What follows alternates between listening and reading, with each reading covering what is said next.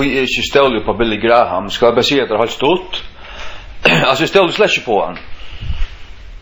Det lukker mye, han 55 år sitter han her, og sitter her så fittor, og gjever han en evangelisk film ut, organisasjonen som han har vært en pastor av i halvtrus år, gjever nå en film ut. Som et anlidslyft, Nei. Altså, øynekvør som hever vi pavaskøtjene at gjøre det aller fjerneste. Han kan stå avskriva. Du kan stå avskriva han, fullkomlig han. Tog har vi avskriva Benny Hinn. Mer om du vel Benny Hinn. Og i nekvar, altså vi hukte etter noen og alt det her. Men så gjerne jeg vil se hva pavaskøtjen for nekka, og veit til at hon har aldri brøtt sånne støvet til nekka som helst. Ikke. Hon har brent 50 millioner martyrer. Og hon sitter her av Skjefjallon, og hadde jo Jessen Skjepelsen antikrist, og hon tror tog at frelsa gjøgn gauversk og sakramenter. Ikke av nøye øyne og vi tryggva øyne. Det gjør den ikke.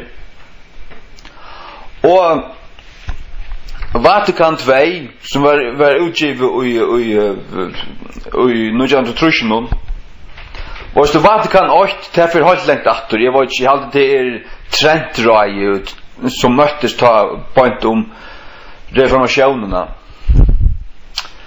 Eller 18 reformasjonene. Tar vil du bæsa reformasjonen, ja?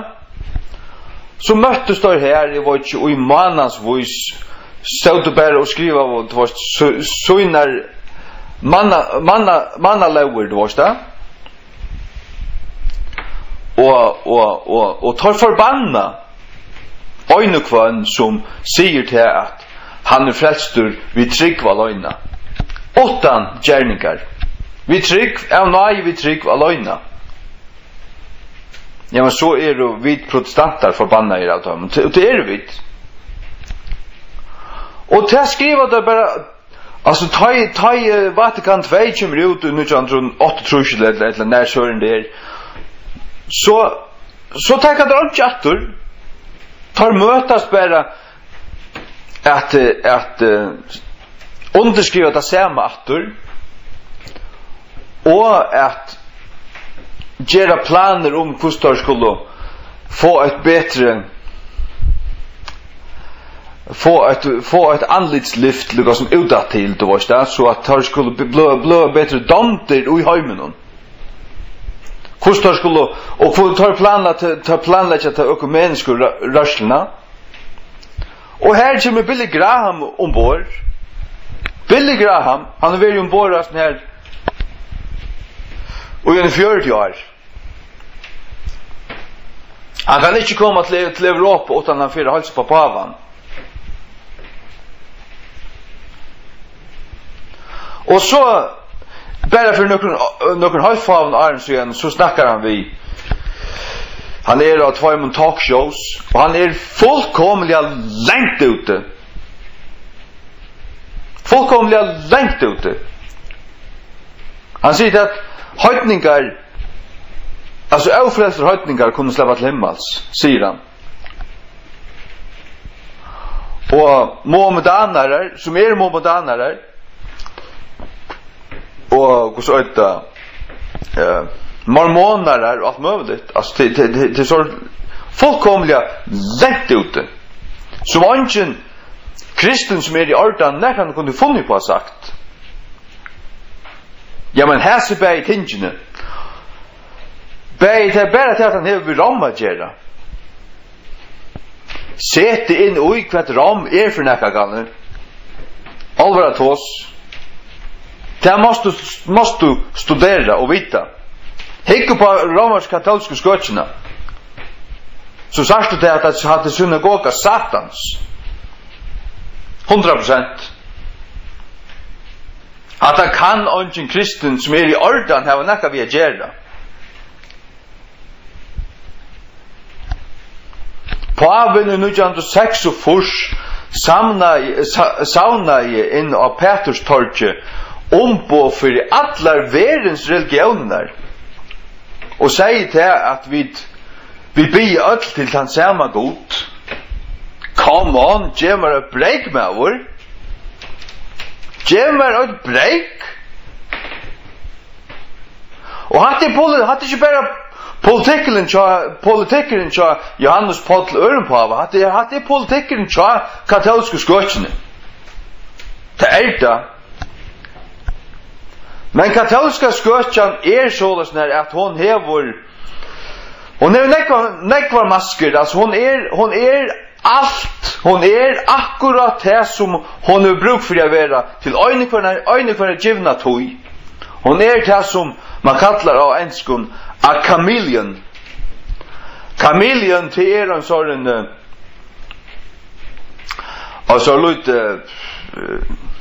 altså lite färfötla, jag vet inte hur det förskon. Färfötla, en sån lite skridskikt som bröjder lite, du vet det. Hon kamouflerar sig. Du vet, men hon är inte gåa. Och det det som katolska skotjan hon en chameleon. En kameleon, jag vet inte vad det är förskon. Det kvart hon och det akkurat det kvart tar blöva till som här var vi ena gärda. Det tog Herren säger vi skulle vara ätskilt, vi skulle inte nämna vid en övröjna lot. Vi skulle inte bjöa en fastlärare av gott. Du skulle bli ett lot här vi fastläraren. Ja, men Billy Graham har vært åkavur saman vi pavaskøtjene og jeg tror ikke her. Jeg så det hiva lort endan ut og her var ikke vi anna gjerda. Så lukka vi ikke man gjever en gavan film ut nu, tar en 55 år. Det fløy flikvan lukka vi ikke at det hadde lort til dette. Altså at det vettløyande. Han hever ikke nekka grøya støv. Ja, så kan han tala veldig taler og gjøkken løyve. Han knokk forvirret av vevren. Fullstendig kokk bøyter i høytum hva han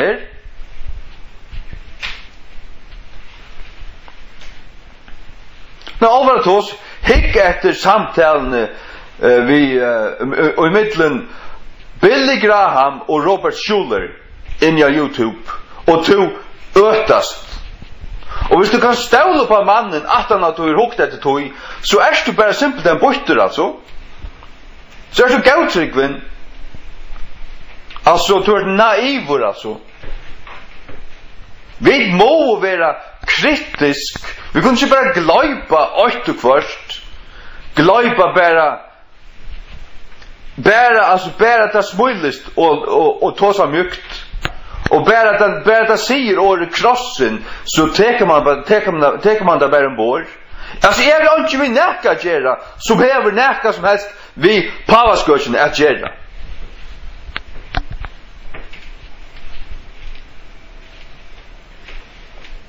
Säger du att paven är Guds barn och att Pava-kyrkjan en kristen kyrkja, så har det långt skåret jag fram här, alltså. Jag vill inte ha det till att göra.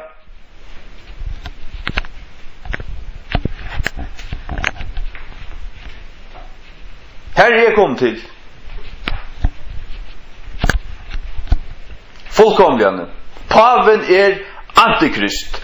Katolska kyrkjan synagoga satans. Hon største fortjent av kristendommen av hjørnet. Det gått ner.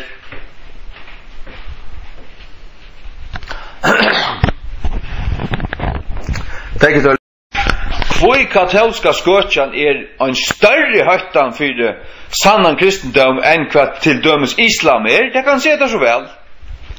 Ja, men islam Gånger slett ikke under navnet om kristendommer. Islam setter seg fram som en fortjende av kristendommer. Ja, men så var det ok, hatt er en fortjende. Hatt futchen de av okkur kristna, men katolska skøtjan sier seg vera kristna, men hon det ikkje, tog hon nekkfarligare. Det måste du kunna forstanda. Fær nu fått det høyt fær. Og ikkje Billy Graham som min bror. Han har ikkje sagt det at det som han sier, ta i han og Robert Schuller tås av saman, og derfor øysen rundt om alt Amerika og alle heimen. Han en falsklærare. Han evnokta Jesus.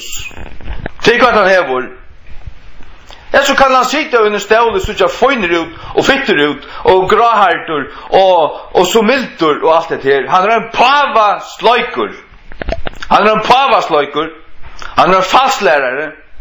Han sier til at mennesker som ikke kjenner Jesus kunne være frelst. Nei, det kunne det ikke. Det kunne det ikke.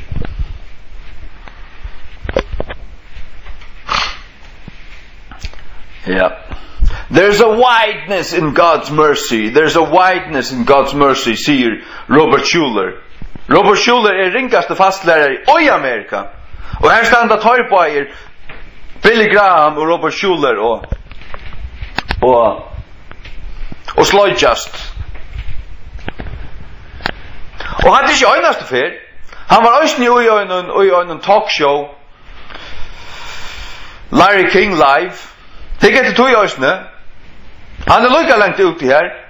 Han ble spurtur konkreta spurningar om ateister og om det var folk som har holdt tryggver som slett ikke kjenner Jesus. Han kan ikke säga til at det bæra frelsa og i trygg av Jesus. Han ta man en vinkleskulptur, ta man en humanissa som ikke stendur fast vid Guds ord. Ja, men jeg stod ikke på en slukan. Ta han en falsklærare. Og til tannspittlingen kommet inn, tøya man over åkavur vid pavakirkna. Ja, så kan det ikke være åkavur vid Billy Graham. Han kan vende om et eller dodja. Og hvis du spørst meg, så han deir. Han var deir siste 40 årene. Kristne bådskapen slett ikke han at vi skulle være saman for en brus. Og Bibelen lærer slett ikke til at vi skulle være saman ved falsklæreren. I behøver ikke. Vi skulle skjere falsklærere av og ikke av å gjøre. Så han den her økumeniska rørslan og den økumeniske bådskapen, han falskur. Totalt falskur.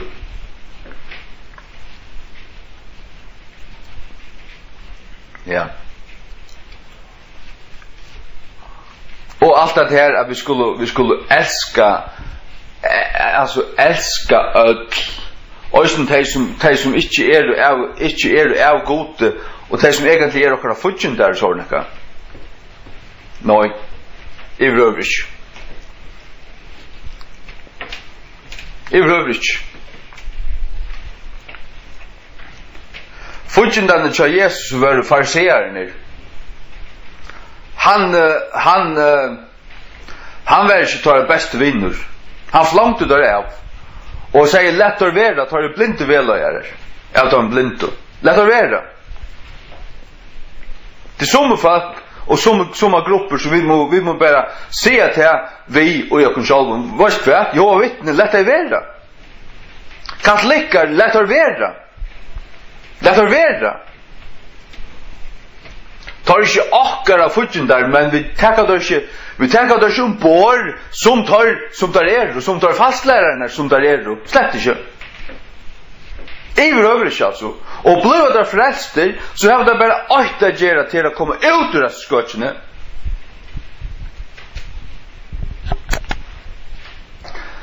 Men folk forstår ikke slutt. Men nå har jeg så sagt det, vet du kun. Jeg orker ikke mer, ta vårt av denne, så folk blir bortas.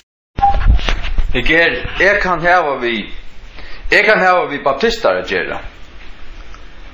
Jeg kan hava vi karismatikere å gjøre. Jeg kan hava vi avvisar pinsar å gjøre. Ikke hvis det er pengasnakkere, prosperity, ordentlig dvost. Hvis det er prosperity, så er det lykkert ikke som det. Da kunne det være satanister for alle keras. Da er det fullkomlig lengt ute. Tåsa der mer om pengar enn om krossen og nøyene og Jesu blod og sånn ekka. Så er det pengar der elskar. Ja.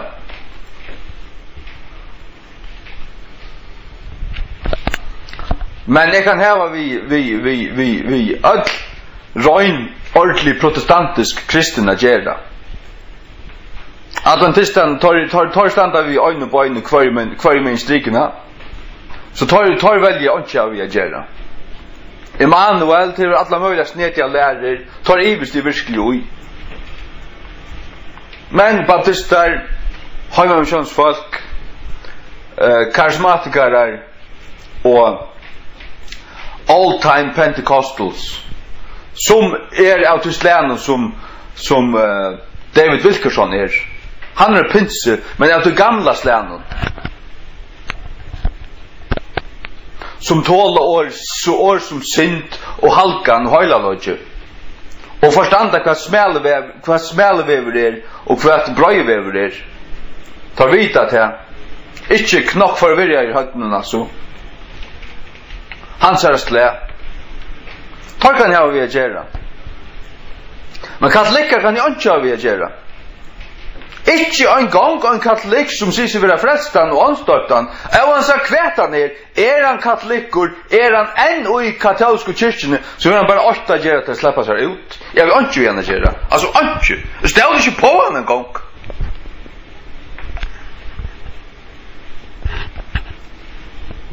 Når onkel katolikker vil skrive til moin halt ur Spania,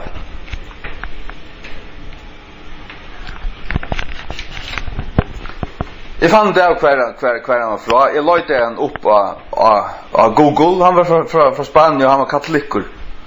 Jeg så Sverige og slett ikke atter.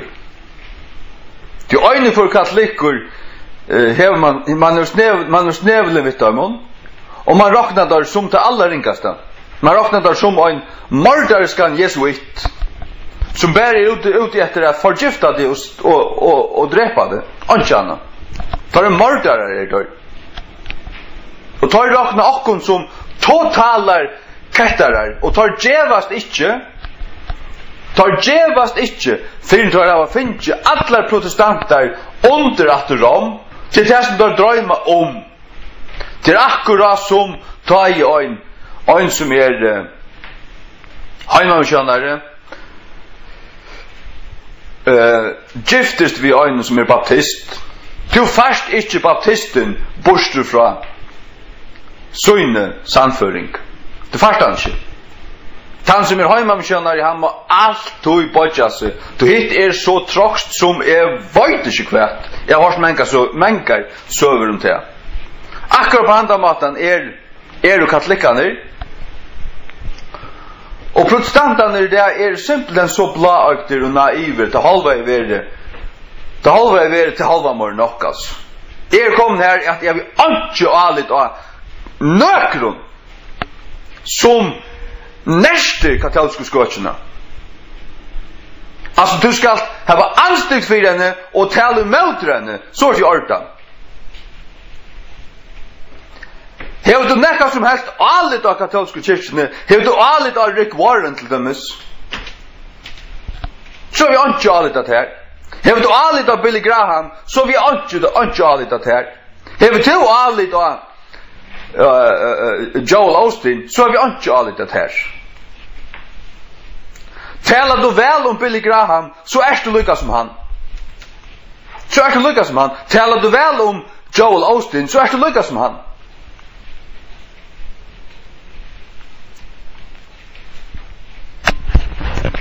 Så det bara blivit sera kritisk. Hvis Billy Graham først i hans filmen, han akkurat har givet ut, jeg har hukket en film med Billy Graham i det, ja. Hvis han først i filmen sier til at han har haft tvei sere auheppen uttalelser, almindlige auheppen, og han var forvirret over det, han var senilur eller bortur eller et eller annet, så og ta måtte ikke takka for fullt det som han sier. Det var ikke bare en forbøyfærende setninger, men det var en falsk troar jottan som han gav av Larry King Live, og tar han tog seg vi han sjølvan Robert Schuller. Altså en fullkomlig en falsk trygg som all døyles ikke en sånn kristen trygg. Det var han som satt og tog seg falskt om kristne trunna, ikke bare i en halv minutt, men i 5 minutter. Tvärfärder, ikke øynefer, men tvärfärder. Hei han börja filmen vi har sagt om skilta. Jeg har vært vittløyter, nu er det Ragnar Viator. Så har man självande sagt, okej, dåligt, halleluja, han har vänt om. Men så skulle han också sagt, og fyrirgjev meg at jeg har vært en pava lortenda sløykur. Han har vært en pava lortenda sløykur. Og i 4 år. Så har jeg stålet på han. Men altså, om han så bare sier om skilta fri hatta, her så bare almindeliga vidtløyte uttalelsen han har haft, så har jeg sagt, okej, vi fyrirgjev mannen. Men vi stod ikke på han allikevel. Men til at han nu gjør en så tar trillande film til vårt, tar trillande og organisasjonen til vårt gjør alle nesten her et facelift. Ja, jeg stand i i som samføring hatt det en kamiljen, altså. Hatt det en Jackaskostur. Ein falsnare. Sagt du ein falsnare, han er ein som tykkist vera ort for ankron og tykkist vera et anna for øron. Han det vorst. Til akkurat det som jesuitaner gjerra. Til det at han som man gjør det for jødon. Altså, tar spel at tar jötar i för jöton. Tar spel at tar kalvinister i för kalviniston. Sagt du tar slett ikke sanner, at det ikke vi til å gjøre som Paulus sier, at han var ødlen mannen alt. Det ikke det samme. Paulus gjør det seg ikke til en høytning i for høytningen. Nei. Men tar av mittlun så var han til vorst. Så bakte han seg nyer til deg. Altså han rundt jeg skilja deg til vorst og alt det. Men han blev ikke som deg. Nei. Han var her som han som han var. Og båd om bådskapen. Gledebådskapen. Det måneder da. Det slett ikke det samme. Men ein som viser at han hever tversøyer. Ein som kan tåsa evangelist øyna løtna og fullstendig fast nastløtna. Han en fastnare. Han en armor. En kameliel. Og til det som han bløyver tar man hever katolske skøtsen han gjerra. Tog min avhøytan til alt førja folk her vi ikke vi katolske kyrkjena gjerra. Ikke. Altså stod ikke til at tvøra fælt inn i katolske kyrkjen i havn. Her vi ikke, høys ikke på en nonno en gang. Behandle det som spedalsk. De spedalsk. Det kan jeg bare fortelle deg. Dundran spedalsk. Høtte jo i tørra kyrkje sjálfast i Antikrist. 606 Vicarius Filii Dei. Og for til helvetes, glæta nasjoner kommer ikke til himmels, det kan jeg fortelle til kun. Ikke kardinaler, ikke jesuiter kommer til himmels, ikke øyn. Ikke en tann øynast i øyn. Det er helt i lysander. At det synagoga satans kom an med over, altså. Skøtjan og Sjeifjallon, uiklad skarlak, prudd vid Jimstøynun, hennar liter er rett og fjallblått. Til liter tja ta man hakst i katolsku kyrkjene. Hikka etter einar pavalier skrugango. Hver liter sarst du? Du sarst purple and crimson. Du sarst rett og fjallblått. Og du sarst gimstøynar og gull. At det røykast instanser av hjørne, og hun er røykast opp via ståle fra falskje. Lagt sig av arven etter tja antjon og sånnaka. Simpelthen det var stålet av fra dem, og selt fyrir sindarna fyrirgeving, selt sindarna fyrirgeving, så kalla. Det kan noen slags gjerra. At det ljautast instansur av klautene. At det ljautar en satanskirkja som det offrar bad nu, så hon ljautar en til. Det er hos ærligt. Ok, det tilbyr Satan, det er forferdelig, men her som skulle øydas for å tilbyr Jesus, men det tilbyr Satan. Jeg tar det verre. Det måste du forsøren du å forstanda. Færne fatter at høyt fær. Olvaratheis. Det er kallet katolske kyrkjene for synagogo Satans. Det er ikke bare for spottene. Men det er virkelig. Det måste du forstanda. Hvis du forstiller der en Satans kyrkjo, bare hoksa der hva jeg kunne funnet på gjørst. Jeg kunne funnet på at torturera folk, dripe folk, kjattlaren og sånne, og gjøre myrske rumme. Det er akkurat hva katolska kyrkjan hever gjørst. Helt fram til 1800 og i 1200 år, 1230 år, torturerer en og dreper en protestanter. Og hver pave leier bare trett torturmaskinene. Tar halt og bår som mennesker blir lagt av, så blir det spent sundur, armar og bøyn, inntil bøynene for sundur, inntil folk slittna av.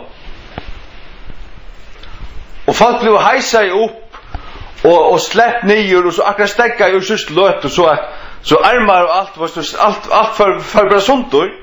Og det var alt for jeg få det at evnokta Jesus. Og katolska kyrkjan er omgående be skilda for nekka som helst. Så møtes hun i 1930 og bare understrykar og underskriver samme dokumentet fra Trentranen i 1500 og 1500 og nokre fjørte til et eller annet av her ta. Og her som det bare kall døma alla protestantiska tryggva, så allt det som vi tryggva det tar emot det. Og til en slukan som Billy Graham gonger i banda läsa samma vi, come on, det måste vara bortur med over at loita en sluka man. Det er fullstendig køp ut i høyten någon. Jeg kunne loita en sluka man i røver. Folk er jo fullstendig avvitande. Det halta for egne, det var fingrarna i øyrene, medan det var hala inn, med ram simpelthen hala det kunne inn.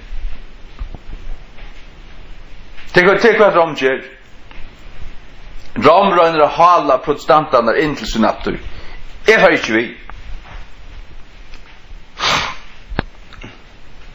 Når jeg sier til at jeg kunne ikke haft vi øyne gjørst som hei nekka vi katolske skørsene gjerra. Ikke. Fullstendig noll, altså. Altså, til dømes, nu i det, så kan jeg ha okkur vi Paul Høya gjerra. Men hvis jeg hørte til at og næste vik fyrra nyr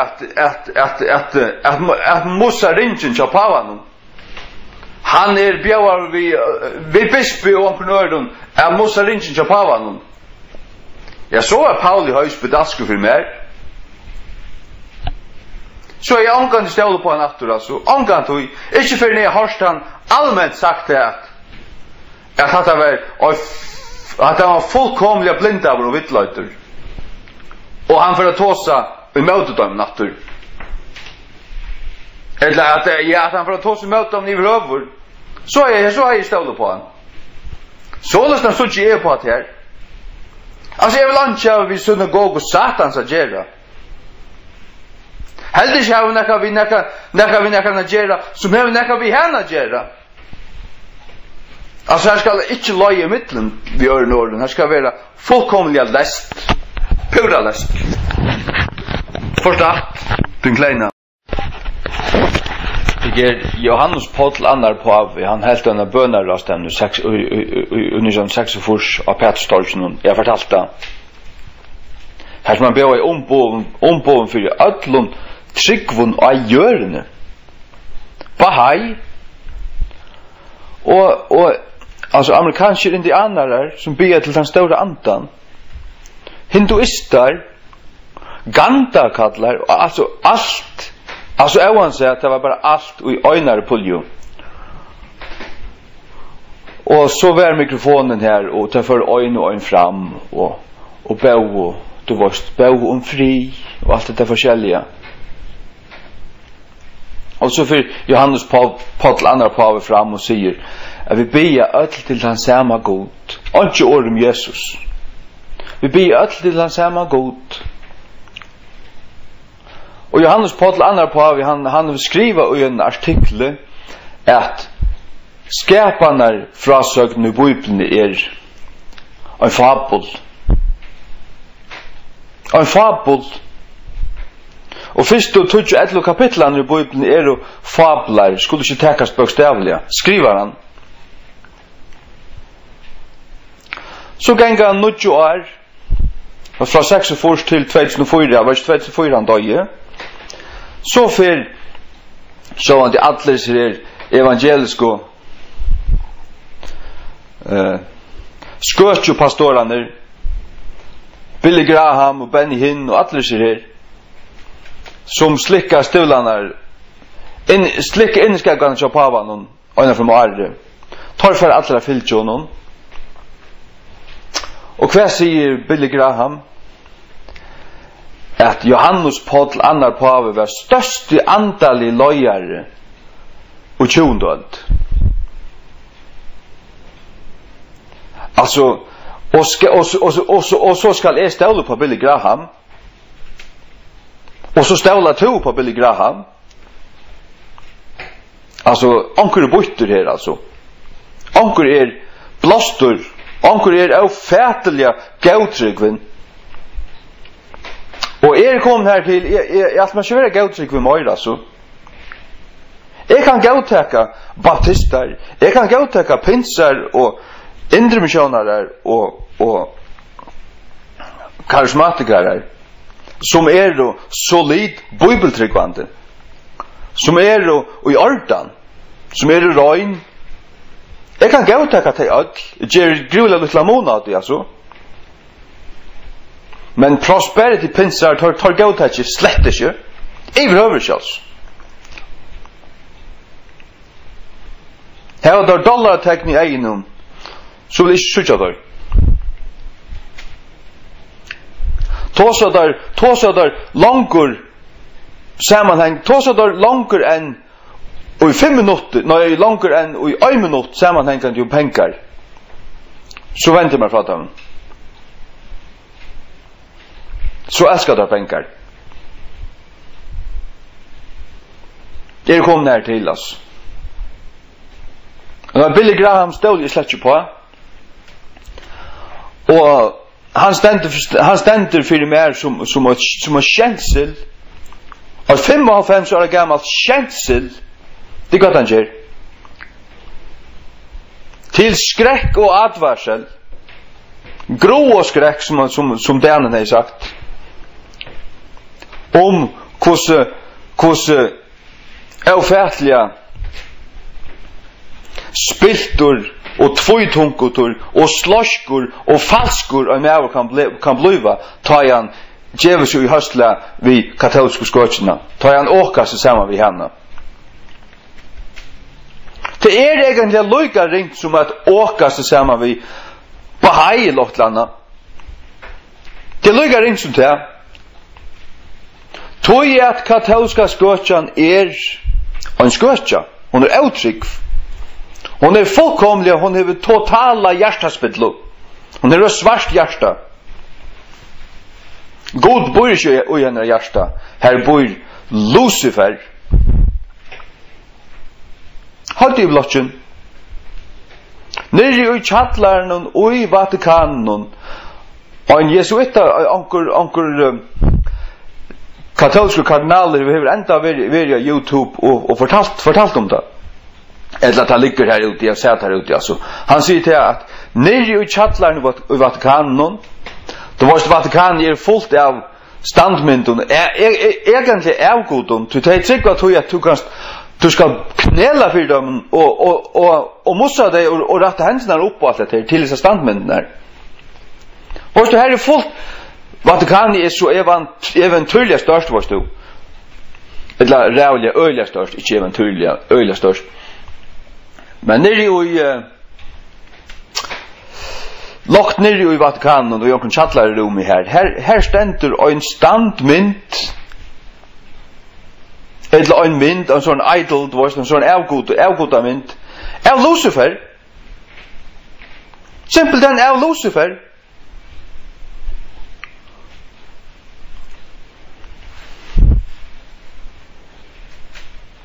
Och Vatikanen har byggt upp ett gigantiskt projekt. Det är faktiskt i Amerika någonstans. De har byggt Hamsens största rymdarkikare. Och vad är det jag kallar? Ja, han står nu fast. Jag råkade vid det första auto. Ja, nu fast så har vi det. Vatikanen har byggt den. Hamsens största. Han heter Lucifer. Läs Jesaja 14:12 i King James. Till Satan tar han fattlor till Lucifer. Han är att Lucifer är den, men han är fattlen och Lucifer är inte till nu. Det är bara Satan. Och tar av byggt den kikaren tog jag tar tryck var värlig på OFO-er. Och tar vant att det ska komma en ur rumten, alltså och en OFO då var det bjärka hemmen och allt det där. Det är det som tar vanta. Jag trycker inte på OFO-er. Jag trycker inte på liv av ören planeten. Men jag trycker ju på, och jag vet att här är det övernaturliga fenomener. Men de fenomenen är ju demonisk. Det är ju ytterandar som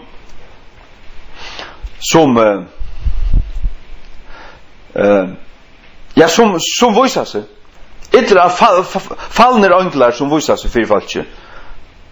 Oj, just när OFO någon alltså, eller vad som man säger. Ja. Och det är det som tar. Men tar inte på att det är som något gott, som något som ska bjärka görne. Alltså att du måste ha förstått att katolska skotchen är fullkomligt satanisk. Det kan det. Man kan inte ha vi tar det göra. Och man kan inte ställa på en man som har vi tar det göra. Som säger till att paven var störste lojar, andalig lojar i 20-talet. Prysa honom. Och en man som säger till att första 11 kapitlarna i första Mosebok är fablar. Han kan äta lost. Og för tog man 55 år och för tog man ger en så tara trillande film ut som tillsynlatande gaur tillsynlatande. Men här måste skilja till att han är en skotcha. Billy Graham är en hårda. Det är Benny Hinn ösne. En hårda. Benny Hinn för ösne och i Vatikan i ena från Arde. Och prusar på honom. Och ösne tar ju Johannes Paul andra på dag ta säger oj han står ösne här och prusar honom.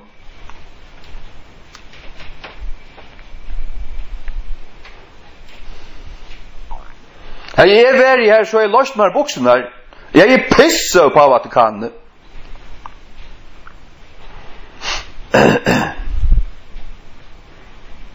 Det kan jag just.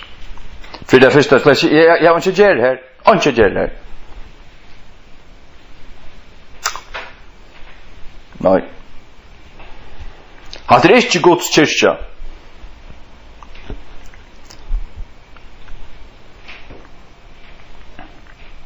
Guds kyrka allt de årene katolska kyrkan var mest dominerande till vårt fra år cirka 600 till jag var 1400 ett landa. Det 300 vart allt de årene var mest dominerande. Ta vart han sanna kyrkan utanför katolska kyrkorna. Luttle balkar, det har alltid varit luttle balkar. Eugonottaner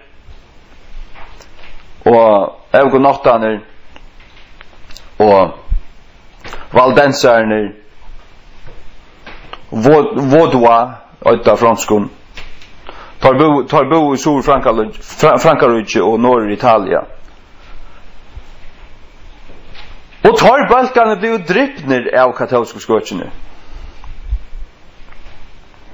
Och tar i reformationen blöjv.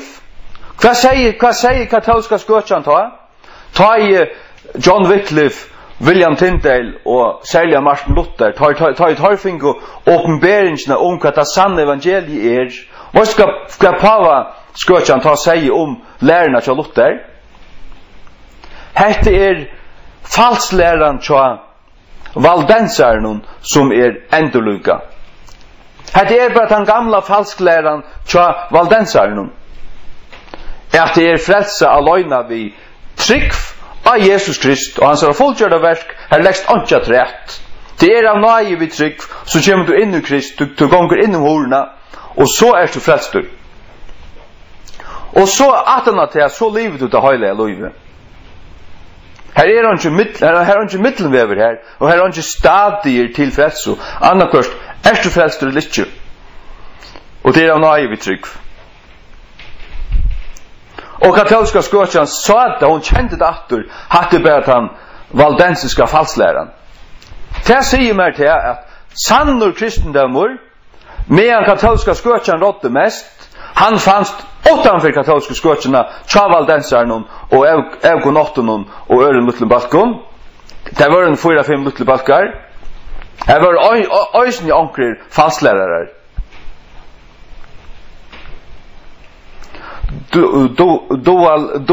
Dualistaner som det vill kalla.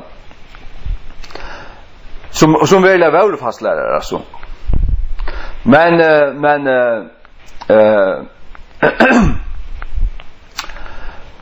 så att här säger man till att Tansanna kyrkan hon var utanför katolska skotjana med hon rådde mest. Och ta i reformationen kom, ta blev Tansanna kyrkan, hon flutja i utur katolska skotjana och ta blev så till protestantiska kyrkjana. Anabaptistaner, lutheraner, presbyterianer och allt detta forskjelliga. Det kyrka Jesu Kristus som tar kom ut ur babylonska skotjana. Och vad skriver i Luther? Luther skriver nekva sånne lutla böcker. Och en av den kraftigaste, mest salta, sterkaste böcken som han skriver i, hon kallar The Babylonian Captivity. Babyloniske fängaskapere. Nu skal du høyra mig gamle. Tøyn klodde, tøyn blåste, lastende, som sløyker for Billy fucking uppur helvete Graham. Nu ska du höra mig. Luther skriva i det att Guds folk kan ju vara i fängelskapet och i 1200 år och i Babylon under katolska skötterna. Det skriver i Luther och till sannolikt. Och han fick en uppenbering från Gode för att han sann evangeliet är. Och ta kom Guds ljus ur skrifterna och ta kom frälsan attor. Hon finns inte och i katolska rättjon. Här är helvetes fastlära och aldrig anna att det synagoga satans. Och där kan Billy Graham äta till han dör. Han kan vänta om att la han i helvete.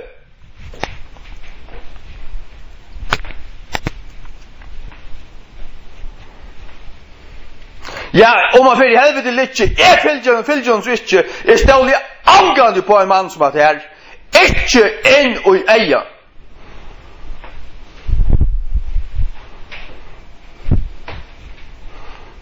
Han är ävnokta reformations trunna. Han är inte Billy Graham är inte en protestantor. Han är en pavastajkor.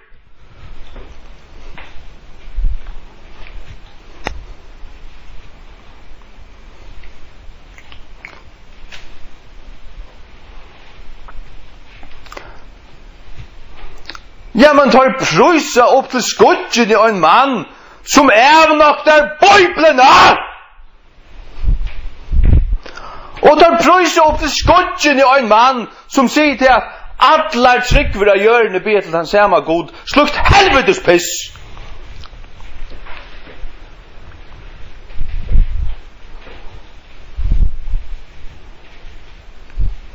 Slukar lost ändar kan aldrig ståla på. Jag vill ta hot till det så to om det god nöje. Sagt du. Paulus tar han kom till Areopagos, det som i King James Bibeln heter Mars Heggur. Han kom till Mars Hedge. Han kom nian här. Och här såg du att filosofikarna och snacka om. Då brukte såna tog till inte annat än att höra okkur nytt. Och då har du byggt sig standmyndir av godar. Og her stod til hin aukunna god, til hin aukunna gods, hins aukunna gods.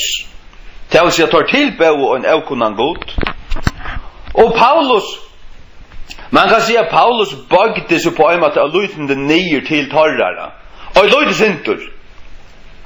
Og man husker, Paulus her en sånn mansløyjar, du vet, han vinkelskapter, men det var han slett ikke, tror jeg at du skal hitje etter holdene.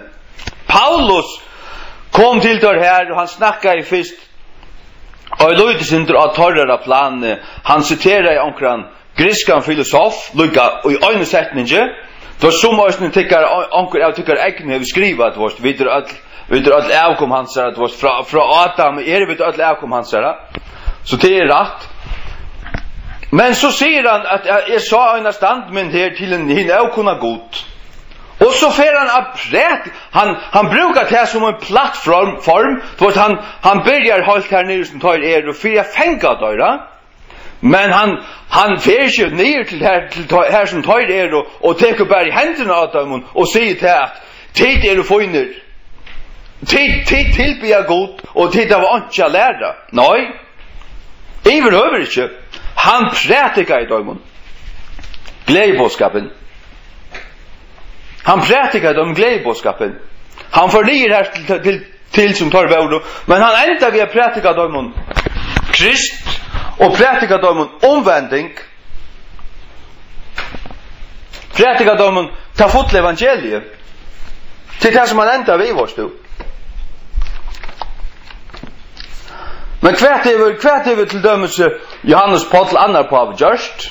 Han var i India och höll på Dalai Lama ena för mycket forsen och ta. Och han säger vid Dalai Lama inte halta till att kom ner och lära något av tyckum. Nej, inte komma här att inte halta till att kommer att lära tyckum något. Vi gör gott och jag lära av tyckara tyckara ruika andaliga arve. Säger han som lojar i katalsku skotjene. Då du inte sucha till att hade en skotja vid heimen så är du inte kristen gå. Du är inte kristen. Och så Billy Graham en pavaslojkur och pröjsar honom och säger att han är högste och störste andaliga lojare och tjuvande och allt. Nei, han er største vittløyere. Johannes Paul annar Paul var største vittløyere i 20. alt. Og ta i nu Billy Graham prøyser honom og sløyger honom og det her. Så Billy Graham øysene største, eller næst største vittløyere i 20. alt. Billy Graham er næst største vittløyere i 20. alt. Det gott han är. Ja, så kan han ha helt stora kampanjer. Men han framlöjer inte sån kristen, det ger han inte något. Gärningar apostlarna 16:22. Ta stå Paulus och Mion mars hedge och säger: Tid män av Aten. Varnest att tid i ödlen loton av patroner. Han avtalar då, sagst du? Tid av patroner. Tid fylja patrik. Tid har inte en sanna godstrygg. Ye are too superstitious, ständer King James. Tid av patroner. Tu som är fär fram vi och skåa är tillbingar tyckara. Fann är ett altar vid Jesu avskrift till hins okunna gods. Kvann testvägna tid fakunuliga tillbya, han kundger i tikkun. Han brukar det som en plattform till att båda mot hans sanna god. Han kallar det fakunar. Tar känner du inte god. Till känner, till här är en standmynd som hever hese avskrift til hans avkunna gods. Nu skal jeg fortelle til hvor han sier han ved ørenorden. God som gjør det verøldene og alla loter her og vi til at han herre himmels og gjerrar, og bor i tempelen og gjør dem vid hånden, og held du være tilbyen vid hånden manna, som om honom tørva i nækka, vi til at han gjør til aldra lov og andadrott og alla loter.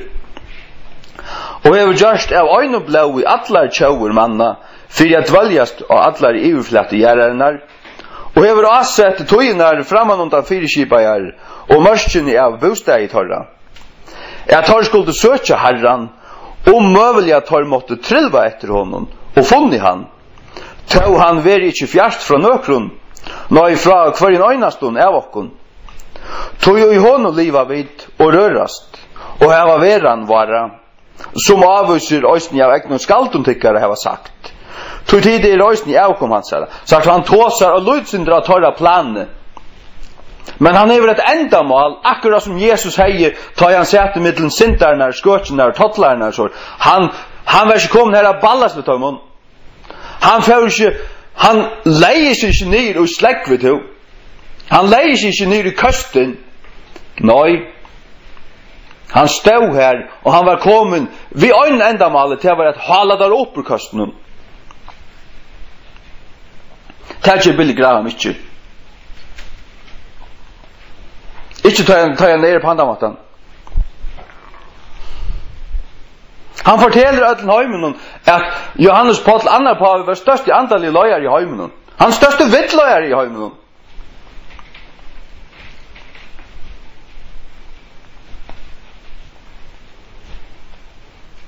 Hatt det som hvis Jesus hei vært en manns løyere for fariseeren og høvespresten og Cæsar i sånne ka. Det var han slett ikke.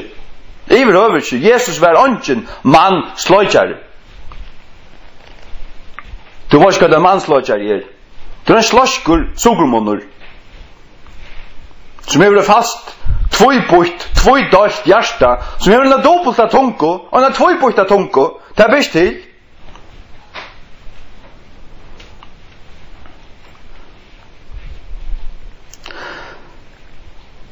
Vers 22. Altså gjerningar apostlarna 16:22. Slå upp vasikna vår i First King James. Vi tar att vi är och avkom Guds. Och vi inte att huxa att goddomaren är lykor godle, eller silver, eller steine, tillägna vår vi listartjänster och påfinning mans. Och toginar av hese fagkunno lät god färd att vi borren. Men nu böjer han ötlun mannen alla stäger att vänta om. Han har inte pavan pratika. Angan tog. Paven, ange paven pratikar omvändning och frälso. Det kommer då inte. Tog tar lära till att det är frälso i döpen och badnaspringling. Det är det inte. Det är det inte. Tog säger till att andan kyrkjan och för allt av störan past lutherska kyrkjan östne. Tog hon får inte nå längt. Hon lägger sig bara lycka ut om murarna av katolska skötsen. Hon skulle ha runde så långt från henne som hon bara ska komma till Guds år. Tøyma lutherska kyrkjan reformera sig. Det kan hon vara. Hon har reformerat sig. Tid 4-5 flest och prästar i landet någon. Kommer det kunna ut ur babylonska skötsen. Hon sackar. Hon är sackande. Här är inte vän för jag last någon. Att han vill helvetes. Och för det voja rättpolarna och landet någon så till helvetes vi tycker folkakyrkjo. Och tycker bispe. Och kvarjon till einaste revränta sataniska balspräster och jag sin helvetes last någon. Han är helvetes kyrka. Han är satans synagoga. Visst det för att voja rättpolarna och läpparna. Kan du bara fortälja det kom. Det må du bara ta det kun av.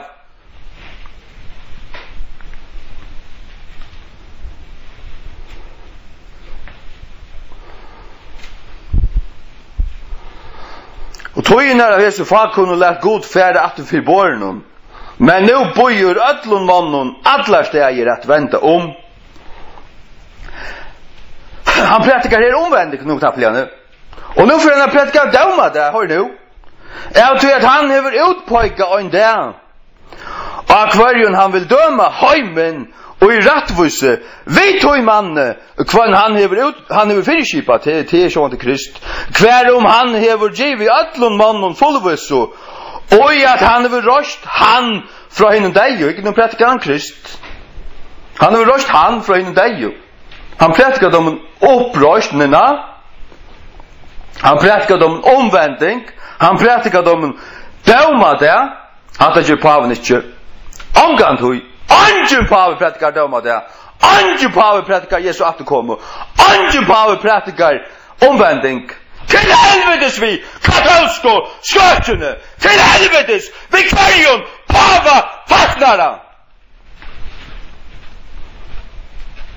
Han är antikristkyrka.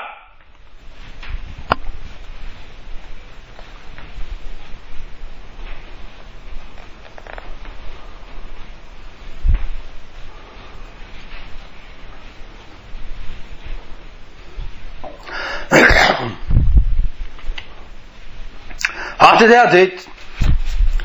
Utvige. Jag vet att folk hellre att det bandest.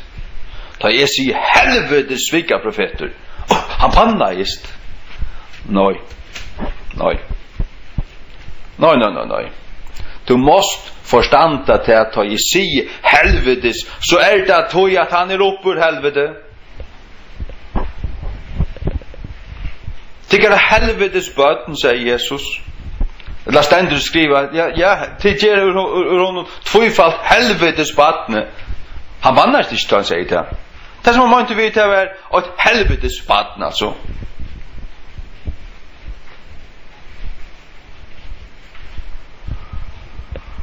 Och till dagligt tar jag tåse så tåse i släckes hållas när. Jag släckte inte, alltså. Jag ser inte näka. Jag ser, jag tar irriterar om också, så tar irriterar om akkurst. Att en penner inte skriver så säger inte, här var något helvetes lost. så hej så tar vi det som lukkar som att bannast var det. Det ger slett inte, alltså slett inte. Angan tog. Det ger slett inte. Jag har bara sagt att det var en losta pennor. Vanliga pennor. Bara för att ta döme. Jag säger till bara för att du skulle förstå det till. Vi var ju där folk blev irriterade av det. Det måste bara lätt inte skjuta. Det måste bara bli. Jag var bara till att sannlogen ska standa. Sannlogen ska standa.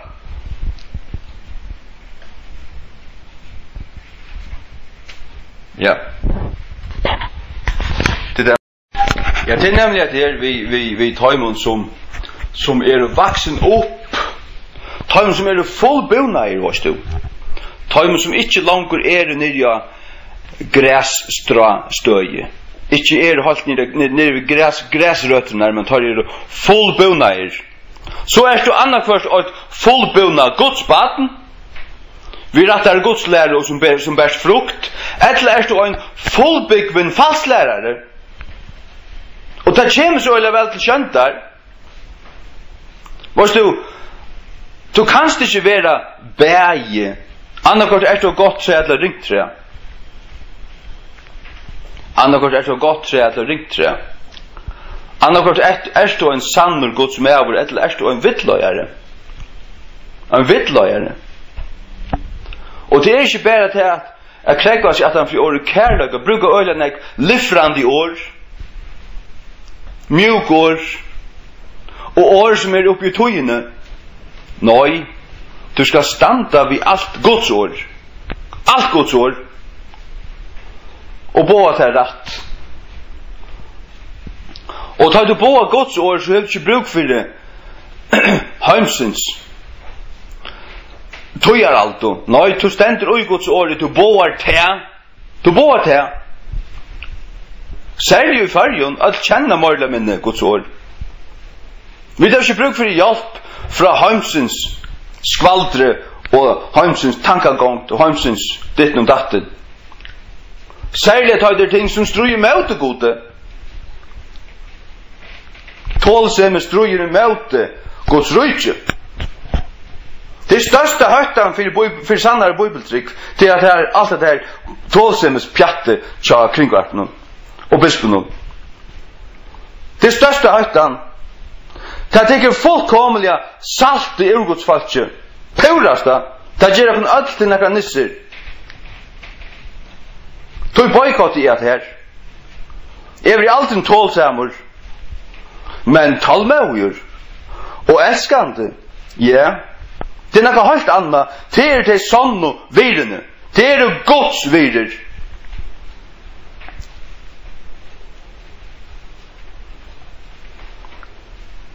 Ja.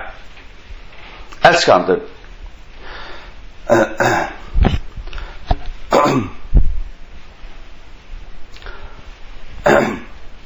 Till dömes hvis du hever onkran som ger deg nekka øyla tjeiligt, virkelig trakkade og virkelig for ytla vittar, men så kommer han til du kanskje en mannas høytene, 2 mannas høytene, og han ber engur i anliten og han sier, vil du fyrirgjeva meg bror? Så sier du ja, jeg fyrirgjeva der. Hatt jeg gløyma vidt. Och så hände det ganska attor och anna från honom. Och så det samma om igen, om atrattor och så fyrtjuta det attor. Och hände det ofta när du varst. Det så kräver du kärleka och så kräver du också en talmö. Det att han har omkring foil som han bergist vi, han ville være der for 8, han ville være bedre, han avvegist til at bliva loster fra det, og han stegas jo av det, han stegas jo av det, han ser opp til tog ganske, du er ganske en veldøyere i sjånen, sier bare så. Så krever det at talmø av det her, at tåle øtlandsra folk, til talmø. Men tål som jeg har vært sagt, det gjør han ikke om du gjør alt det her. Det er man lykke mye om du drekkur hårdast og allt det der. Og så tålsømme sier til at anki er gale, anki synd. Tog tålsømme fullt. Tålsømme er egentlig en lign som hever oiklatt sin navn kærløyga. Det er en satanisk lign. Så at jeg sjått jeg så ligna nyer. Og bisperen må bare ete at det i nøyse. At det er en lign. Ja, men en profetor som bor lign, han er en sveika profetor. En brei profetor for 8000 mannen.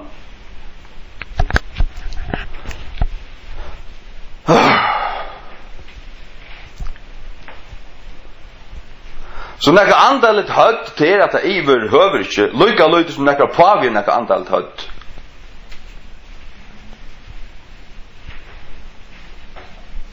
Men vi har et andalet hødd til Jesus Kristus, og vi har alt som han hever å si okkon til Nudja testamentet og gamla. Samanlagt. Det supplerer kvart anna.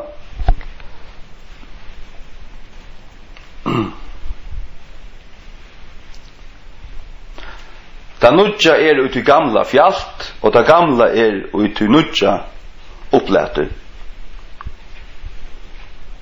Nudja testamentet er i gamla testamentet fjalt, og gamla testamentet er i Nudja testamentet opplæter. Ja. Jeg har omgang sagt det så vel som at det er. Det kom bare pladask, samager, pladask, blups. Utdøpsgav. Ja. Halleluja. Nå er tålsømme til helvetes vi tålsømme. Til helvetes vi tålsømme. Og hver ein nissa som teker til munnen er en helvetes svikaprofeter. Evanse. Øysni ein pinsa pastorer, brukar han at året her, prætikar han at her, så er han en helvetes falslærare, oppur helvete, kan venda seg eller fer han i helvete. 8 undantak, er fleit i alt.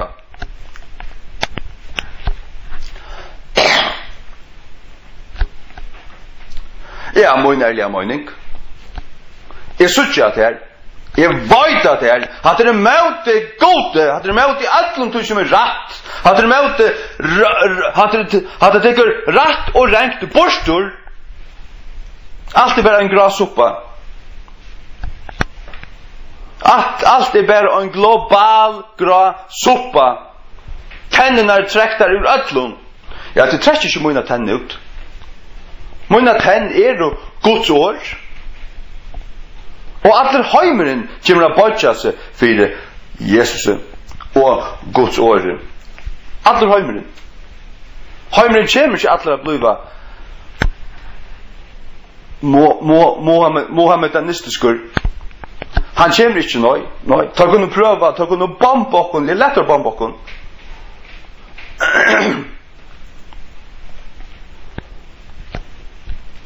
Nei.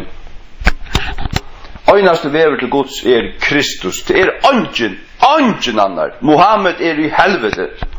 Mohammed er i helvete.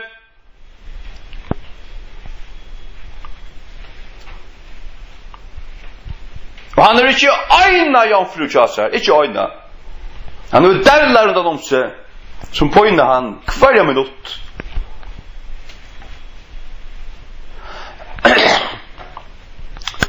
Ja. Det er ikke annan navn under himne givet mittel manna vi hver vi må være frelster. Hver vi må være frelster. Gjerninger apostlene 4:12. Johannes 14:6 er veveren sannløgjen og løyve. Ungen med av kommer til feiersens utan vi mer.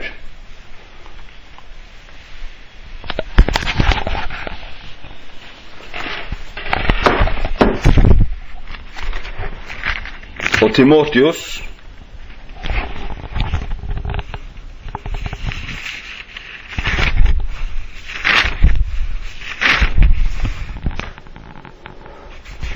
Fyrir Timotheus 2:5 Du til ein god og ein mittlum gongu mever mittlum Guds og manna meveren Jesus Kristus Det bara en mittelgång med vår. Det vill säga ska du komma ett gode till öjna, sanna, levande, gode som har skapat himmel och jord och te och fiskarna och fåglarna och orsterna och grösene och allt. Så ska du komma till Jesus Krist. Du kommer inte ett honom. Du kommer inte till hans ära utan om Jesus Krist. Lugga mycket. Du kommer inte till Guds och jöknum Bahai Ullah. Du kommer inte till Guds och jöknum Muhammad. Eller jöknum Hare Krishna. Eller jöknum tycker bisp. Nej. Øyer han ikke Jesus, det tykker vi ikke han gjør, så han en falsklærere. Du skal komme til Jesus, Jesus Krist, og han kan stå avkalla og komme til, og du når stå, du blir ikke en gang affære til noen menneske. Du finner ikke hans år, og han nært her, du skal bare avkalla han, og be at han sier, inntil han kommer, han kommer. Jeg ble Jesus frelsa meg 3 måneder av det hendte, hver kvöld. Jeg skulle bli frelst, og det ble jo så. Ja. Be to, inntil han frelser det. Han frelser det. Han frelser det. Hold sikkert. Og til som boa tålsømme til kunne vente om, til kunne ete til her av lost. At han loster. Jesus heter ikke fariseerne. Han heter ikke tøyr. Han heter ikke tar liggen. Men hvis du tar for fullkomlige 8 visjoner liggen, og herdager øysene liggen, så var det djevelsens bød. Vil du da slett ikke vende om at han flankt der, så skal det ikke se meg at han elsker der. Men ta han flankt der for sørste fer, ta var det hans sørste utkall, og ta var i kærlega gjørst. Men tar som ikke vende om av dem, tar 8 satan bare. Tar kunne bare bliva til fullvaksen satans bost, og det var det ikke. Ørst gammal stund, 17 så kjente der Jesus fra Judas. Judas selte han. Tar lauto 3 silverpengar 4 Jesus. Og brukte hermen. Og tåk han. Og dro på han. Helvetes bost. Fullvaksen helvetes bød. Belial sinner. Jeg kan ta vore. Og tid på samme måte. Du kanst vende om. Sjolten du stått halv fullvakse djevelsens bost. Hör du kallar mig nu? Vend om, bøyk det nyer og be Jesus brøyta det. Vi gengtuna sint, djev honom alla duna sint, han djev der et nytt hjärsta, så du ikke et helvetes bost møy. Og Guds bad. Men av Guds baden man ikke bare ved øynene opplevelse i løvnen. Øynere møting ved Jesus i løvnen, så man bare Guds baden automatisk resten av løvnen. Hatt rumpok. Du avhengig av honom hverja løtu i løvnen. Du måst ete hans år, du måst bia. Halleluja. Jeg akkurat ikke bia. Litt i hendene opp, prøysa, og blabbrei, bæg i tungen, og knappeljan så blev hendene letterskar, og det rann akkurat som det kom ned ur luftene, og inn i mittel hendene, og så kom det nyer, og det spusja i, akkurat som det kom nyer, og spusja i seg nyer, og lendi av høtten, og jeg følte at det kom inn av høtten, og inn ui høtten, og nyer ui kroppen. Jeg følte det. Fysisk følte det. Altså det jeg har ikke arvet om jeg så stod under en spann av lekkeren vattnet, det var stod følte det at det kom inn. Halleluja. Fysisk følte det, og i munnen anta. Begge tvei. Og begge i hånden og høtten inn i kroppen. Og en avfytling av hele andan. Det var det som be om. Og jeg lytte på hendene og prøvde, og det kom. Halleluja. ta kom, halleluja. Ja. Ja. Halleluja. Takk og lov. Jesus livande. Han livande. Livande. Livande. Risen fern upp in i himlen. Og han har sendt okkur heilig andan her nyer. Han her okkur. Uggaren. Uggaren. The comforter. Uggaren, ja. Halleluja. Nå lät det gå boa sannløygan. Sannløygans år. Purasta rätt. Och låta kosta vad det kostar vill. Tälja vid. Anjui. Tälja vid. Anjui. Bibeln säger mer det här.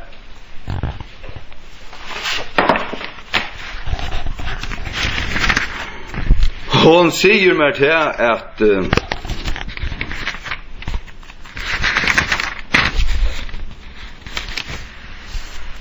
vi satt Timoteus 3:12, ja, og allir som vilja liva godeliga i Kristi Jesus skulle loja ätsakt.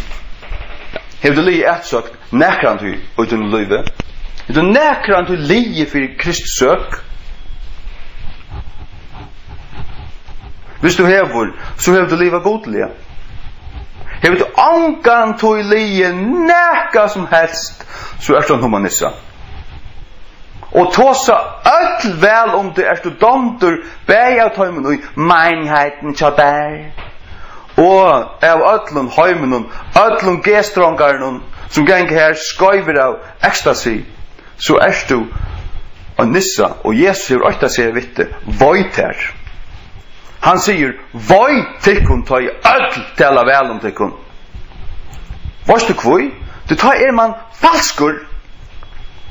Bisperen sa det, han hever her en mann som går her til galven her, som ikke taler vel om han, så langt som han teker året tålse med øysun skittna mål.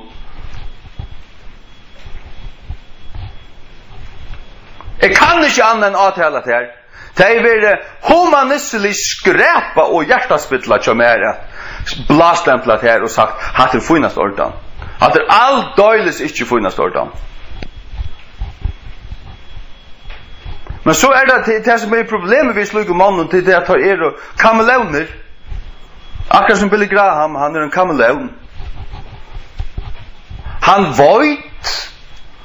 void sannløygan. Han opplærtur, han til vorst. Akkurat som bisperen sa det kom. Akkurat som, jeg vet ikke om Jekvann Zakaria som void sannløygan i høver, holdt ærligt, jeg vet ikke. Men i alle fall bisperen sa det kom. Han void. Men så hans hjärsta tvåbutt. Så han röjnar vara så fettor. Det är alltid skojt butt att röjnar vara så fettor för det. Han röjnar behea öll och taknas öll. Så är han snigel och en armor. Men manslöjande lastur vad du erst. Visst du erst det? Det var Jesus slett inte. Han visste när han skulle älska och han visste när han skulle flantja. Du älskar inte borst. Du älskar inte hertar, sentar och Guds hätar. Du flanstar det. Det var man gör. Ettla man vänder sig från honom. Till annat först, hvis man flanstar det så är det lika som en sista chanser för dig. Men anker du säger man till vårt kvätt. Hästen här. Väntar fra honom. Det säger Jesus till ändans, jag var inte till ändans, men det säger ena för om fariseerna. Han säger vi tar som fylltes vi någon här. Lät det tar värda. Tar och lojare av dem blinto. Tar blinte lojare av dem blinto. Och tar blinte lojare blinta så får jag bara i vojterna som helvete. Så får jag bara i vojterna som egentligen helvete, ja. Att tar för jag förtappt. Man fylgjer ikke blindt om løyeren. Hvis jeg er blindt mennesker gonger til vennen og ikke veit, til mist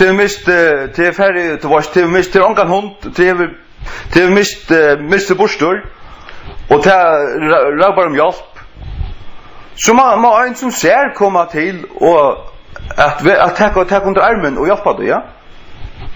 Blindur kanske löja blindan. Tar skjutja inte. Fäder ut av vägen så splassplatt. Splassplatt. Det är bäst till. Bispen sa att du kan släppa sig löja med. Jag kan säga igen släppa sig löja med. Jag lustar inte efter en norr som Billy Powerslöker Graham säger. Inte en norr. Och paven är antikrist, han kan skrubba av. Alltså ta kunde bara spränga Vatikanen i luften själva och ta kronorna och sälja gudle och ge till det fattiga och sälja alla genständerna och ge allt till det fattiga och vända om och bli ordentlig kristen. Vända om bli frälster och bara stäcka sin pavadömen här fullkomliga färdigt och bara låta alla dessa stackars prästarna som har tidsit sölibatlyfte bara släppa dem lejson. Släppa dem lejson som en folklor släpper lejson och bor i alltså. Och färre fader en kono. Det är det som du öjer. Färre fader en kono var sig knäver, lagsjåret. Och så är badna med sprut stäcka. Att det är synagoga satans. Tycker att det är. Tycker att det är. Det visste C.H. Spurgeon. Läs det som Spurgeon säger om katolska skrotcherna, om pavan och allt det där. Det är svavelröker i luften. Eimjuke, älskelige, stillføre, älskande, talne Spurgeon säger detta. Sagt du till gamla fölken, det var sånn, det är att älska, det är att ösna flantja. För det är kvart till sunna tog. Du ska hava bäge. Tålse med ta fjärna kärlöka och ta fjärna hätur för anton tinkon. Det ska allt bara vara öntje. Allt bara grått. Det ser så dundrande nöjd till. Att det är falskt. Dundrande falskt. Det är egentligen nazistiskt. Tycker jag det är. Och marxistiskt. Mer kanske mer marxistiskt än nazistiskt. Men ut i djävulsens mundet är det så dundrande. Og jeg gjør oss noen åsasparsk.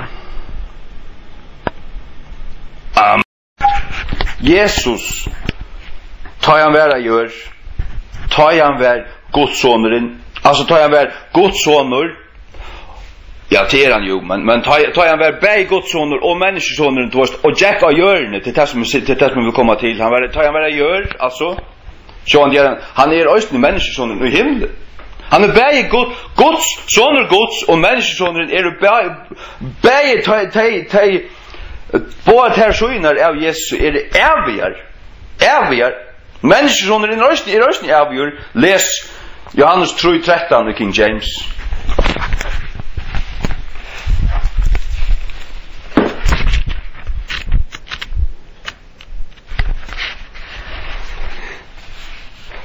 Og ønske med over hever stige opp til himmens, utan han som kom ned fra himne. En ta menneskesåneren som er i himne, sier Jesus vid Nikodemus. Ønsken kom ned fra himne utan hans, hva stender det? Ønske med over hever stige opp til himmens, utan han som kom ned fra himne. En ta menneskesåneren som er i himne. Halleluja. Ongen mever hever stig opp til himmens, utan han som kom ned fra himne. En ta menneskesonen som er i himne. Medan Jesus var av hjørne, så var han øysen i himne. Han var øysen i himne. Og i Ezekiel kapittel 8, ta i Ezekiel ser inn i himmelen, ta ser han øynkvann lykan menneskesinnen, sittande her av tronene. Han ser menneskesonen, Ezekiel 800 år fyrir Kristi føying. Tog i himmelen er allt evigt. Og Herrens ångel og Herre herligana, herligene er ångla herligene, og Herre torra er Jesus. Så tar du leser Herre herligana og i salmen, så er det Jesus. Og høvdingen for herlige Herrens som åpenberer seg for Joshua i kapitel 5 og Joshua kapitel 5 vers 14.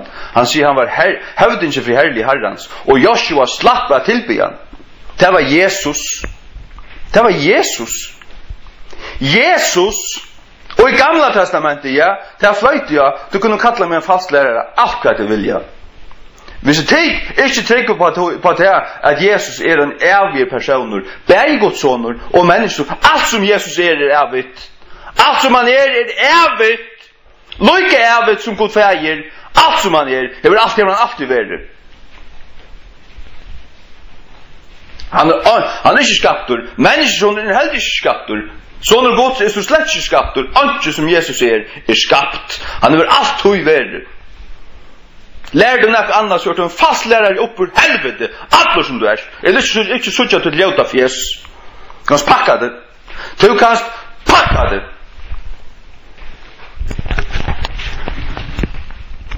Lærer du for kjærst om Jesus, så kunne du lære alt annet rett. Men det er fastlærere. Verre fastlærere enn nek annet.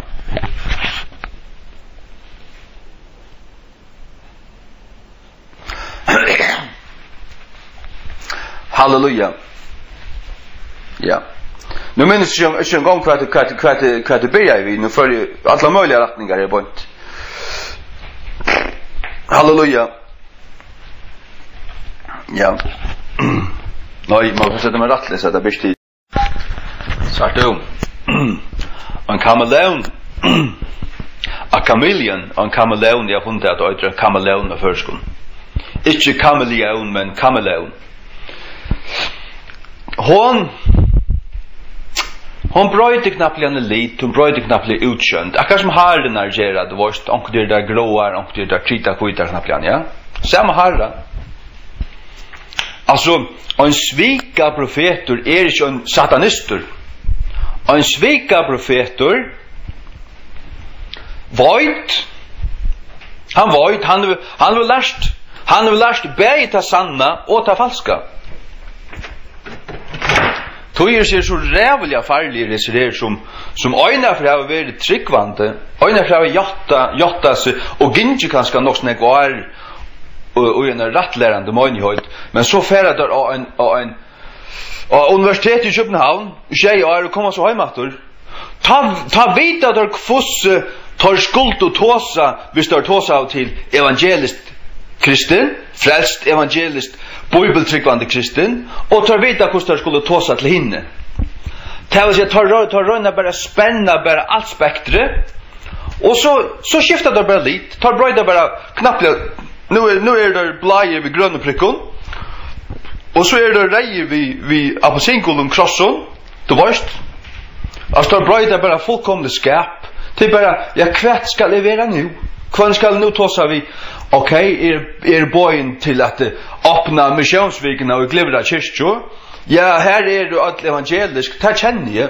Jeg kjenner at her. Så røyner jeg lite da synder tannvegen, du vet det? Hatt du svikaprofetene. En svikaprofeter en som tidligst er standa fyrir øyne, men han gjør det ikke. Han stender fyrir knøren. Skil du med? Tøy man må være kritiskur. Man må skjera teg av som man void. Ikke standa fyrir det sanna. Billy Graham stender ikke fyrir det sanna. Men han kjenner det sanna. Han dår at gjeva en sannan evangelisk film ut. Ta han skal hava et facelift. Men han ikke her. Han ikke her. Han en pavasløykur. Og paven antikrist. Og han sier til ta i Billy Graham, vi har alltid haft et størst møte, varst du, og folk kommer fram, han er boa, og folk kommer fram, så sier han til tid som katolikker, ferie atter til tikkere katolske kyrkjo. Hatt ikke rett. Hatt bestemt ikke rett. Men en maver som han hever ikke nasser til å si nekka som helst, som hei vært opopulært for han. Til alt i middelveveren, til alt i den sløym, grønn sløymete halve middelveveren, altså, du varst, til alt i det, at standa lukka som mitt ui, du varst, at for å sigla bare mitt ui. Ja, så at jeg blir her i hæsun, og jeg blir her i hæsun, alt gled. Hatt inte sanna. Hatt akkurat det som Jesus säger, vad tycker ta i allt hela väl om tycker. Alltså en mäver som Billy Graham, allt Amerika prusar honom. Amerika har godlösa landet. Och han har varit vinner vid president efter president. Och allt de kristna, de evangeliska kristna, de katolska, de höjtna, allt i Amerika har prusat Billy Graham. Ja, det är våldsaste tecken om en svika profet. Allt prusar vi inte Jesus. Det kan säga till kon. Allt prusar vi inte Johannes Döpare. Allt talte vi inte Paulus. Allt talte vi inte Johannes och apostlarna. Som man menar att det frist och apostlarna ut. Ta i det var kommen, Lukas som synder etablera sig. Så talte det inte apostlarna. Till apostlarna var för rattlöjande. Tar var för avtalande, härstande. Ta frist det bara ute. Johannes skriver om att i örebrev så innan. En svika profeter är en kameleon. Och det är Billy Graham. Och det är Jackvan Fredriksson.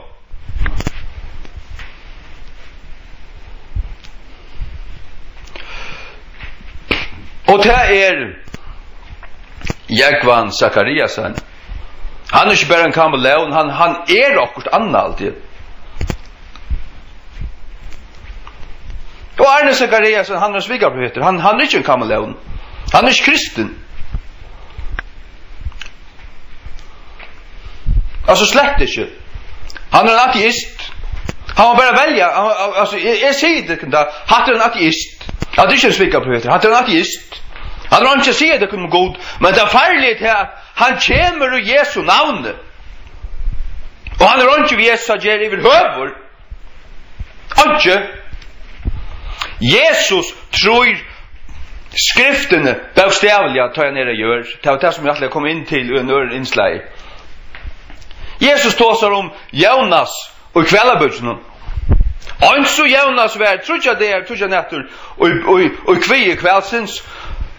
Så ska människor vara, tror jag nätter, och hjärsta gäraren. Jesus tror tog bokstavliga att Jonas hej vere, tror jag det är, tror jag nätter, och i budgen någon och en stor kväll. Det var Guds ontor. Och han vet så det är tror jag nätter och i budgen av kvällen. Men det var inte att en darwinister inte kan trycka. En darwinister kan inte trycka. Bibeln så som man talar Gud skapade detta första dag, detta andra dag, detta tredje dag, detta fjärde dag, detta femte dag, detta sjätte dag. Och så kvällte han känta. Det är dårskapar för någon. Men Jesus tror tog. Så Bibeln säger, och i första vers, och i Bibeln här ständer, och i försten skapar i god himmel och jord. Det låg i början. In the beginning God created heaven and earth. Och i början skapar i god himmel och jord. Och i Matteus 19:4, här som Jesus tåsar vid fariseer, här säger han, här var det inte lise, att han som skapte dig, och i början man och kono. Det vill säga att det som God skapte sörsta dagen, som han skapte människorna, eller mannen och kono hans, och satte dig, det var sörsta dagen han skapade. Det var också i början. Det vill säga, från att du God börjar jag skapa, intill han var livor, det är allt i början. Det är allt i början. Det vill säga att det är i samma kapitel. Alltså det är här i början tar Gud skapa i. Han tar början är 24 miljoner år. Han tar början är akkurat som Gud säger. 6 dagar. Det är den traditionella kristna tryggven. Det är den kristna tryggven i 2000 år. Det är tryggven till rättryggvande jötun och i 5800 år. Och det är min trygg. Och han som inte tror tog, han kan äta lorst. Han kan äta lorst och dräcka piss. Det är vad han kan alltså. Arne Zachariasen kan äta sin herra lorst och dräcka piss. Det är vad han kan. Och han sa pappa, hvis han tåler han. Jag anser att pappa för det här var toltan och inte var avtalan. Han kan äta lort och dricka piss. Just well. Och länka bannar alltså. Och Peter, han tror bokstavliga skaparna frasöknen i Genesis kapitel 82. Och han skriver här i 17 brevet så inom att tar det skulle komma här som tar för att spotta och tar det vi vilja ovetande om hur så god skapt i allt. Vi vilja willingly ignorant. Låt mig läsa det för dig.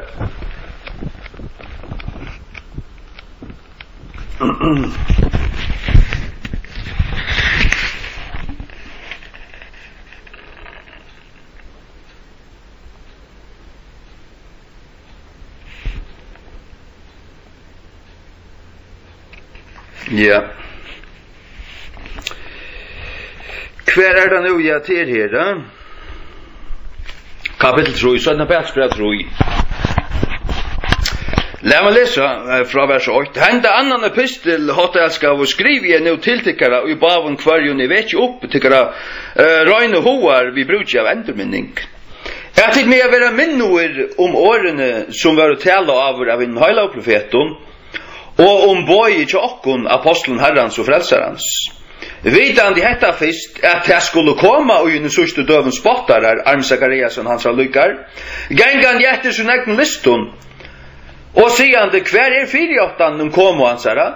Tu sujan fedrane sovna og alle loter halda afram som der var fra byrjan skaparinnar. Tu hetta tar viljuliga ovidande om at vi åre Guds himnaner var i forhånd og jorden standade upp ur vattnen og i vattnen. Vi kvar en heimuren som tar verande iverflömter vid vattnet glätta just. Men himnaner og jorden som nu vi hinnom samma år vid hilden varvarslo, gånd elte i möte degen av döme og glättan av godeligen mannen. Gestronkaron. Men hatta ska vara inte övervidande om han ena lod att en dävor är herran som 1000 år och 1000 år som en dävor. Hatta missbrukar det näka så förfärligt. Hatta är slett god och slett kort hatta vers i här för att rättvusgera tycker darwinismo. Överhuvud inte. Hatta rättvusgera inte darwinismo är god säga 1000 år som en dävor som 1000 år. Överhuvud inte. Han förbinder att vi är så att komma. Han förbinder att vi Herrans atterkommer. Han säger bara att han har, men det är vår Herrans vill komma som en tjaura nått. Han förbinder att det släcker vi skapan. Han förbinder att vi atterkommer såna. Och till att vi skulle vara klar. Alltså alltid vara klar. 1000 år som en dävor och en dävor som 1000 år. Varst kan jag förbinda att vi och inte anna? Jag förbinda att vi till som ständer till huset. Att för det skulle vi vara dig och att 3 dagar skulle vi rösa upp. Och Jesus rös upp att 3 dagar. Och är du inte så att överstningen till att Jesus återkommer vara nu och i 3 årtusenden från hans förra kommer. Nu 2000 år, inte vi kan nu in i 3 årtusende. Och 2030 är 2000 år sedan Jesus döj och för till himmels. Döj rös upp och för till himmels. Och nu till nu och vi kunde vänta hans att komma. Det är så att ni förbinda till här 2 dagar eller en dag över 1000 år en dag. Det är så att ni förbinda hatta. Det Guds år förbinder att vi hans att komma. Att det uttals här en dag som 1000 år som en dag. Tänk då livet hade kanske täcka vi eller det lätt vara. Men spottar när det sista tog skulle för att spotta bäge Jesu att komma. Och spotta till att hur så god skapa tar det vara vi vill ju övertande om hur så god skapa i allt. Och det är vad det är då. Det sender i vers 5. Du hetta tar du hetta tar viljuliga avvitande at vi åre gods himnaner våre i foron og gjør en standard opp i vattnen og i vattnen. Og her våre vi altså himnaner blivo i foron vi gods åre. Ta i gods skapa i ta vi gods åre. Ta vi vilja avvitande hvordan god skapa i alt. Det vil si at vi vil ikke tryggva gode ta han sier hvordan han skapte i alt. Ta tryggva heldur en lign. Tar tryggva darven og satan og tar spotta Jesu attekomo og tar spotta om skapanna og hatt det som Peter sier for det hender sørste tøy ja, men vi sørste tøy nu særlig fra 1830 og så i veksande grad frametter lese alt som C.H. Spurgeon skriva i The Sword and the Trowel og i møte i darwinisten og ta i England. Han var dodja, han var salast av dem. Salast av dem. Ta i mun såkalt av kristne som ta langt var ferdig så iva alt i Bibelen. Fra talarstolen og i kyrkjonen. Han fikk grå hår av dem. Han var vi at kvelast av dem. Han var sannor godsmævor, sier Spurgeon. Det det ikke ny godt.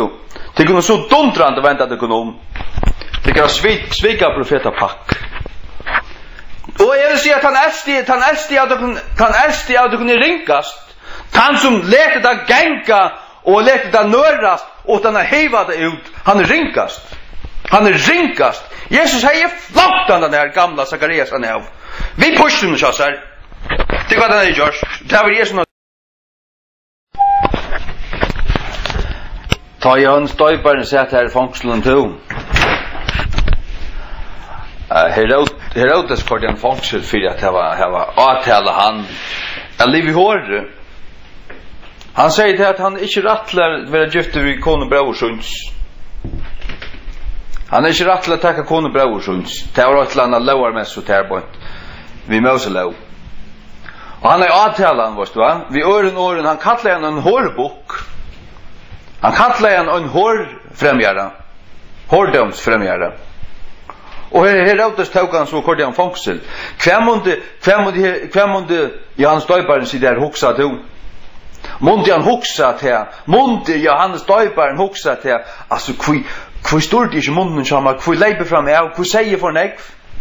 Måtte han hoksa? Måtte han iverhøver hoksa den tanken?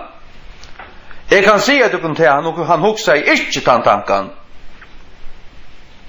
Han var avrådder og i tog og han åpnet i munnen ut i øyemørsene. At kosta hva det kosta meg, jeg tog så sannløykan. Han sier, om han skal rutle det ikke til lykka mykje. Han tog seg sannløykan for sannløykans skilt. Til at det rådes ikke tålte til.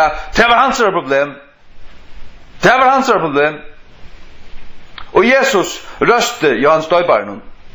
Største profeter som nærkrande gjør føtter av kvinno var Johannes Døybaren. Ja.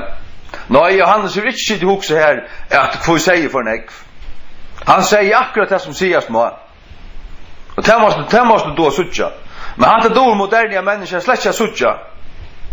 Det heldig til hvis det blir tidsi og refsa for nekka, så er det gjørst nekka gale. Det er ikke alltid tilfellet. Johannes Døybaren er ikke gale gjørst. Han har bare sagt sannhøyt. Johannes Døybaren gjør det ikke av seg. Først gjør det landet. Det måste du forstanda.